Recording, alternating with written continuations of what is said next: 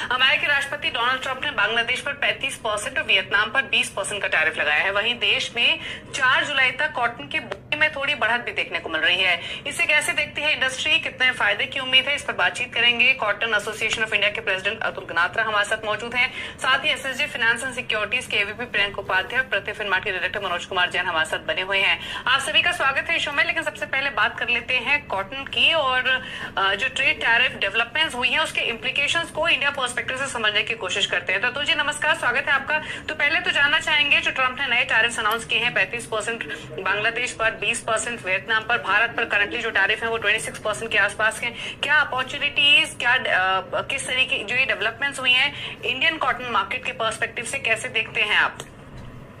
जी good morning Deepali जी। देखिए, जो बांग्लादेश पे टैरिफ लगाया है या दूसरे देश पे टैरिफ लगाया है, जब तक हमारा क्या टैरिफ रहेगा वो क्लियरिटी नहीं आती है, तब तक ये कहना बहुत मुश्किल है कि ये इंडिया को इससे फायदा होगा। दूसरा, जो बांग्लादेश की कैपेसिटी है गारमेंट की और चाइना की कैपेसिटी है, उससे हमारी कैपेसिटी बहुत कम है। तो वो कैपेसिटी को बढ़ाना होगा, गारमेंट इंडस्ट्री को बढ़ाना होगा, तभी हमारे को फायदा मिलेगा। नहीं तो अगर हमारे को इनके ऑर्डर शिफ्ट भी होंगे इंडिया को, तो इंडिया के पास दिसंबर जनवरी तक के ऑर्डर ऑलरेडी है और उसमें कोई बड़ा ऑर्डर इंडिया लेने की आज की तारीख में पोजीशन नहीं है। तो मुझे नहीं लगता कि कोई ये शिफ्टिंग से कोई बड़ा फायदा होगा दीपाली जी। ओके अच्छा, फिर अगर हम एग्जिस्टिंग सिचुएशन देखें कॉटन इंडस्ट्री की, कॉटन एक्सपोर्ट्स की, वो किस तरीके के स्टैंड करती है ओवरसीज मार्केट में, किस तरीके की सिचुएशन है, किस तरीके के हालात है फिलहाल? देखिए, अगर हम कॉटन की बात करें तो हमारा कॉटन का एक्सपोर्ट बिल्कुल खत्म हो गया है, क्योंकि हमारा जो कॉटन है वो वर्ल्ड मार्केट से अभी 5 से 7% कॉस्टली हो गया है और हम ब्राजील को कॉम्पीट नहीं कर पा रहे। ब्राजील का जो कल्टीवेशन कॉस्ट है वो पे डिपेंड रहना पड़ता है। तो एक्सपोर्ट सिर्फ गारमेंट का अच्छा एक्सपोर्ट हो रहा है, टेरी टावल, बेडशीट वगैरह का, और हमारे पास दिसंबर तक ऑर्डर है एक्सपोर्ट के लिए। अब जैसे मैंने कहा कि गारमेंट में अगर हमारे को एक्सपोर्ट बढ़ाना है तो गारमेंट इंडस्ट्री को एक्सपांड होना पड़ेगा। गवर्नमेंट को गारमेंट इंडस्ट्री को कुछ बेनिफिट्स देने होंगे, जैसे पहले टेक्सटाइल को दिए वैसे गारमेंट को अगर सब्सिडी वगैरह देंगे तो हमारा एक्सपोर्ट बढ़ सकता है। जी दीपाली जी। ओके अच्छा, अगर मैं घरेलू बाजार की बात करूं अतुल जी, आपसे पहले भी चर्चा हुई थी, कॉटन कंजम्पशन पिकअप होने का सभी वेट कर रहे हैं, फिर चाहे वो इंडस्ट्री हो, मैन्युफैक्चरर्स हो, किस तरीके के ट्रेंड्स फिलहाल कंजम्पशन पर्सपेक्टिव से डोमेस्टिक मार्केट में दिखाई दे रहे हैं अगर एक्सपोर्ट्स नदारद हैं तो? जी देखिए, जो हमारा डोमेस्टिक कॉटन का कंजम्पशन है वो लास्ट ईयर से कम हो चुका है। इसकी 2 वजह है। एक तो लास्ट 2 महीने से लेबर का बहुत शॉर्टेज चल रहा है, उसकी वजह से 30% कंजम्पशन, 25% ऑल अराउंड इंडिया, जो पहले 90% कैपेसिटी पे स्पिनिंग मिल चल रही थी वो आज 75-80% पे चल रही है, क्योंकि लेबर का शॉर्टेज है। दूसरा, आंध्र प्रदेश में जो 40 लाख बेल का कंजम्पशन था, वहाँ 110 स्पिनिंग मिले थे, उसमें से 47 स्पिनिंग मिल लास्ट 6 महीने में बंद हो गई है। तो वो 40 लाख बेल का कंजम्पशन कॉटन का 20 लाख बेल पे आ गया है। तो साउथ में कंजम्पशन कम होते जा रहा है, क्योंकि कॉटन का कॉस्ट ज्यादा होने से वहाँ मिले विस्कोस और पॉलिस्टर की तरफ उनका झुकाव बढ़ा है। और अभी सिर्फ ऐसा नहीं है, बहुत नए नए तरह के यान आने लग गए जो 135 to 150 रुपीज में मिलते हैं। तो कॉटन के मुकाबले ये यान विस्कोस, पॉलिस्टर और दूसरी जो क्वालिटी के यान आते हैं वो बहुत सस्ता पड़ रहा है। तो साउथ में मिले कॉटन से मैनमेड फाइबर पे शिफ्ट हो रही है, वो भी एक डोमेस्टिक कंजम्पशन कम होते जा रहा है, उसकी एक साइन है। जी दीपाली जी। और अतुल जी, अगर हम फिलहाल प्रोडक्शन के सोइंग के नंबर्स देखें, कैसे दिखाई दे रहे हैं भारतीय बाजारों के हिसाब से, और रीजन वाइज कैसी स्थिति दिख रही है? जी देखिए, जो आपने बताया 4 जुलाई को थोड़ा 1% कॉटन का सोइंग 4 जुलाई को ज्यादा था, मगर वो ज्यादा होने की 2 रीजन है। एक तो इस साल हमारा मॉनसून जो है वो 15 दिन पहले आया है, तो इसकी वजह से सोइंग थोड़ी पहले हो गई है। और दूसरा जो कॉटन की एमएसपी बढ़ी है, जो 8,110 रुपए की जो एमएसपी है, वो दूसरे क्रॉप से, सोयाबीन या दूसरे क्रॉप से फार्मर्स के लिए बहुत अट्रैक्टिव है।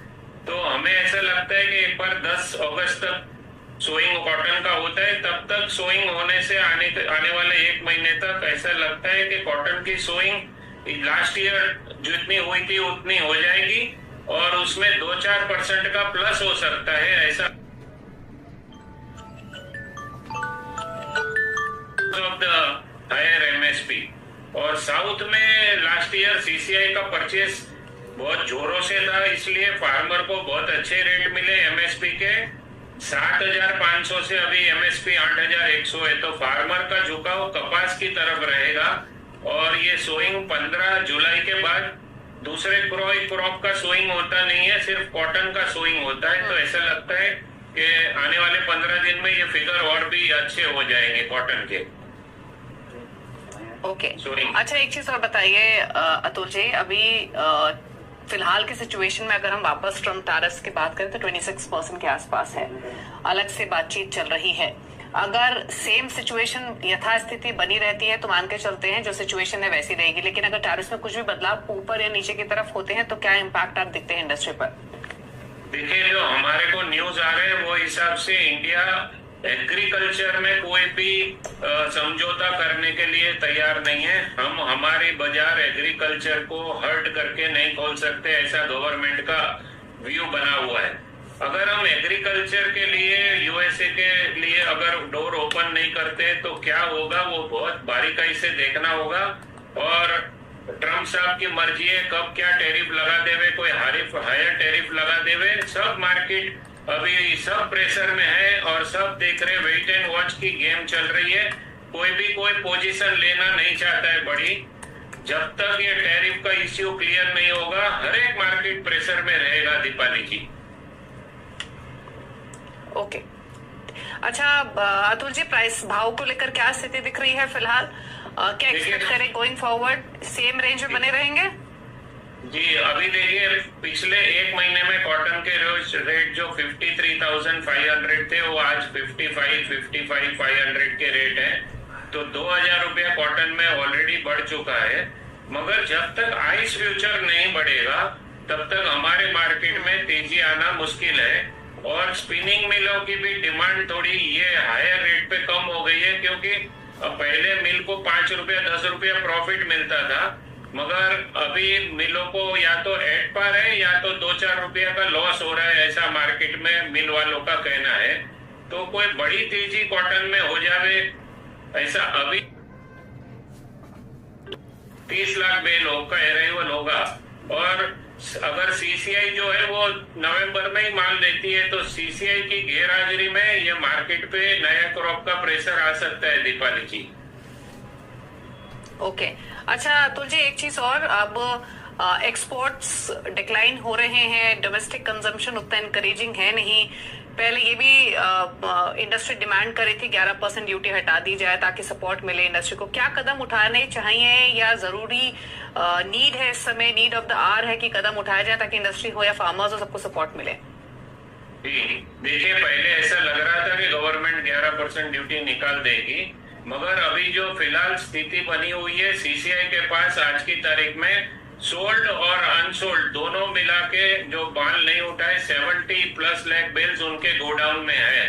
तो ये ऐसा लगता है कि इसमें 20-25 लाख गांठ सीसीआई के पास 30 सितंबर को रह जाएगी। और उसका प्रेशर जो है गवर्नमेंट को फिर से अगले साल, क्योंकि एमएसपी बहुत ज्यादा हो गई है तो बड़ा प्रेशर आएगा।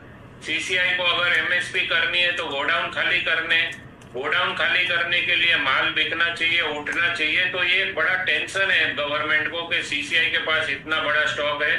तो ये सीसीआई के स्टॉक को देखते हुए और जो एंडिंग स्टॉक है सितंबर 30 तारीख को, हम लास्ट 15 साल का सबसे हाईएस्ट कैरी फॉरवर्ड क्लोजिंग 50 से 60 लाख बेल्स हम क्लोजिंग स्टॉक लेके अगले साल जाए। लगता है कि इतना बड़ा स्टॉक अगर अवेलेबल है तो क्यों ड्यूटी निकाले, नहीं तो फार्मर को बहुत लॉस हो जाएगा। इसलिए गवर्नमेंट मुझे लगता है ड्यूटी नहीं निकालेगा अभी। ओके। और अगर हम इंडस्ट्री की बात करें, मिल्स की बात करें, तो कितनी कैपेसिटी पर कामकाज कर रही है और किस तरीके की सिचुएशन इंडस्ट्री लेवल पर है, मिल्स के लेवल पर है? इंडस्ट्री अभी है ना, लेबर की शॉर्टेज के चलते हुए 75-80% चल रही है इंडस्ट्री। और इंडस्ट्री के पास 45 डेज का कॉटन का स्टॉक ऑलरेडी इंडस्ट्री के पास है। और अभी सीसीआई, जिनर और सबके पास जो माल पड़ा हुआ है वो देख के मिलों को लगता है कि बहुत माल इंडिया में पड़ा है, तो भाग के लेने की जरूरत नहीं है।